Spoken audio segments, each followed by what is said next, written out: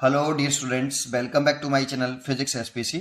Alternating current का एक question. An alternating voltage V the function of T 220 sin 100 pi t volt is applied to purely resistive load of 50 ohm.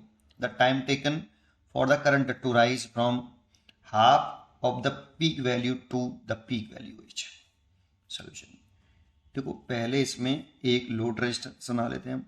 Purely resistive circuit है 50 ओम ऐसे, और ये आपका applied voltage है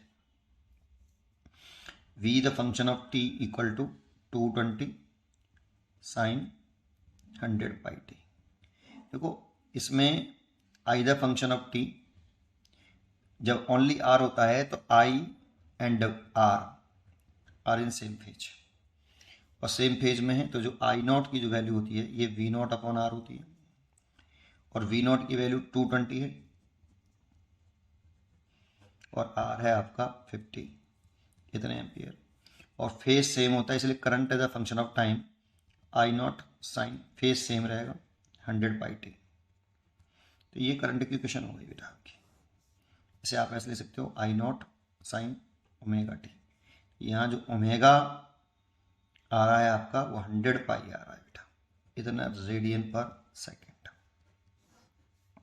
ठीक है, हमसे पूछा है कि करंट टाइम कितना पूछ लगेगा, half of peak value to peak value. इसे दो तरीके से कर सकते हैं। फेजर डायग्राम से बड़ा आसान हो जाता है बेटा, मैं फेजर डायग्राम से कर रहा हूँ, फिर दूसरी वीडियो बनाऊंगा नेक्स्ट, उसमें मैं इसे आपको सिंपल तरीके से भी करके दिखाऊंगा। ठीक है, चलिए इसमें मैं फेजर डायग्राम से कर रहा हूँ। तो सबसे पहले फेजर डायग्राम में आप एक एसएचएम वाला एसएचएम में फेजर डायग्राम से करते थे ना, वैसे एसएचएम वाले तरीके से देखो। ऐसे इसको मान लो आप एक्सट्रीम, और इसको भी मान लो एक्सट्रीम, और ये मान ली मीन।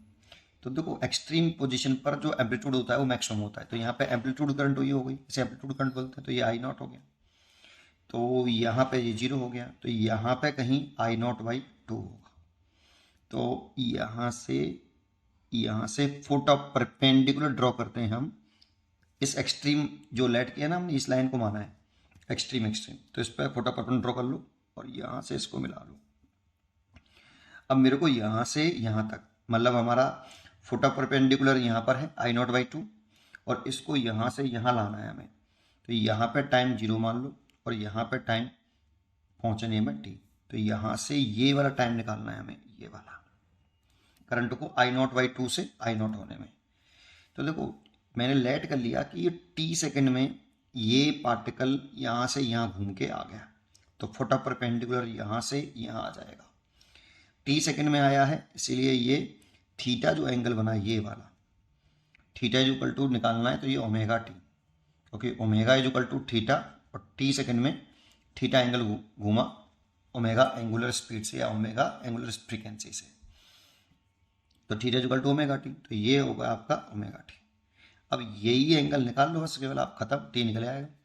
तो इसको निकालने के लिए आप कॉस लगा दो, कॉस इस ट्रायंगल में लगा रहे हैं, cos omega T is equal to perpendicular वो बेस बटे हाइपोटेनियस, तो बेस हो गया ये वाला जो कि आई नॉट बाई 2 है, और हाइपोटेनियस हो गया ये जो कि इसकी रेडियस कितनी मानी मैंने आई नॉट, तो आई नॉट से आई नॉट कैंसिल, और लिख सकते हो इसे cos omega T is equal to 1/2, और 1/2 कॉस के टेबल में कॉस 60 डिग्री की वैल्यू, दैट मीन्स π/3 की वैल्यू, इससे ये कट गया। ओमेगा हमें दे रखा है सीधा सीधा, यहाँ से यहाँ तक का टाइम टी, यही हमें कैलकुलेट करना है कि आई नॉट बाई 2 से आई करंट होने में कितना टाइम लग रहा है।